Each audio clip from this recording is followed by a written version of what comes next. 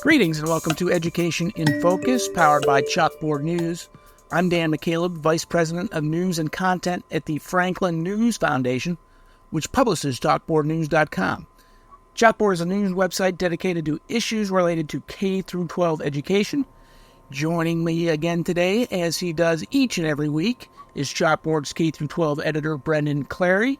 Brendan, we're recording this on Halloween. It's Tuesday, October 31st. Happy Halloween, and how are you? Happy Halloween. Happy Halloween. Doing well, Dan. How about you? I am doing well. You a Halloween person, Brendan? You got any costumes in your future?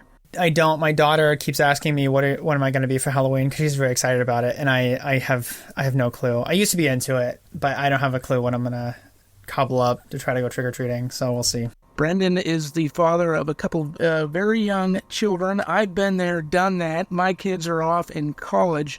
So just a word of advice, you probably already know this, but from an older parent to a younger parent, watch the sugar intake unless you want them bouncing off the walls.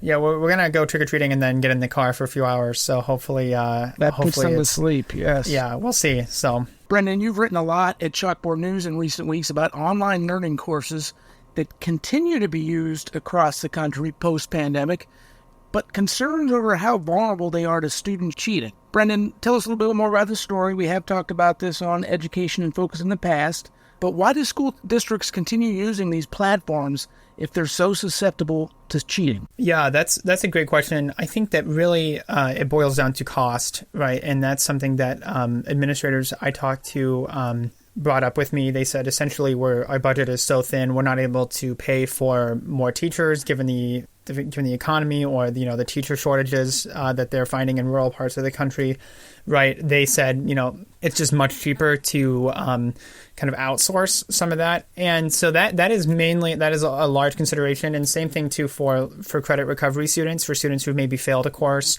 It's cheaper to direct them toward an online course, an Edmentum example, or a different Edgenuity. There's a number of different courseware providers, different schools that you can that will partner with public schools, right, to give students the option to make up a course that maybe they failed, or and then receive credit for it, so they can graduate on time. And so that's something that school districts have been doing for a while. But I think that maybe the growth of that has exploded a little bit during the pandemic, and that maybe more students are online who wouldn't otherwise be online in order to get some of those things.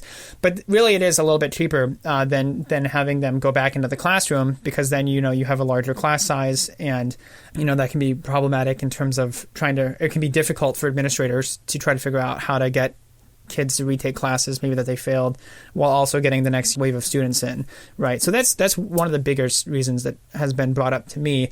But I've also talked to researchers who said, even though it's cheaper, it is less expensive for school districts. It is not the same quality. And so that's something that they pointed out, was that students who took credit recovery programs online, for example, they did not receive the same quality of education, and that had impacts for them into the workforce, so that it actually hurt their long-term success, both in college and also in the workforce. They made less money than their peers who did not take credit recovery like online. Right. Well, if they're not learning the material, they're using Google or whatever, and you've reported about some of these resources that were available online. In fact, your reporting even got some social media outlets to take down some of these cheating, what would you call them? Users selling, I'll take your course for you for X amount of dollars, and I will, punch all the answers in Google and say that you did it. So basically, I'm going to pass off.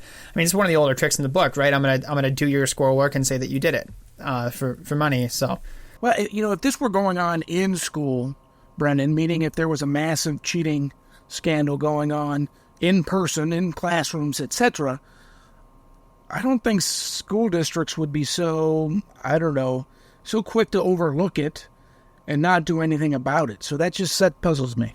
Right. Yeah, I think that is sort of the main incentive for the former public school teacher that I talked to, Jeremy Noonan. And he basically he wrote a piece for the Fordham Institute, and he resigned from his teaching position at the Paulding County School District in outside of Atlanta, Georgia. And that was basically his concern, Dan, was where's the outrage about this? That it seems like students are able to copy and paste answers on online courses on online course tests on Google, right? They can search the question and get the answer, and they can do these tests in a relatively short amount of time, he says.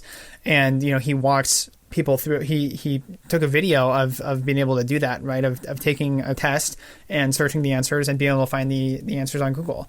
And so it's one of those things where I think that was his main motivation to sort of speak out and say, why aren't people paying more attention to this than they are, right? Because it is, very concerning, perhaps the scope of it, right? And what I found too, as you mentioned about the videos and the different accounts on social media, that it's a widespread sort of thing, that it seems like this is, the online courses, different kinds of courses are maybe vulnerable to this in a way that has not been really reported before, that there's a lot of room for students to sort of utilize these new social media avenues or different technology avenues. I saw like multiple ones that boasted AI, like you take a screenshot, AI figures out what the answer is, and it's $8 a month, can help you do all of your work, right? So it's sort of a brave new world, I think, Dan. Well, so cheating's been going on as long as there have been schools, but it certainly sounds like it's elevated to a whole new level. Or taking a different shape,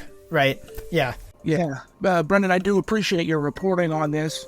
Hopefully schools and states across the country will take notice, but we are out of time. Listeners can keep up to this story and more at chalkboardnews.com. For Brendan Clary, I'm Dan McCaleb. Please subscribe. Thanks for listening.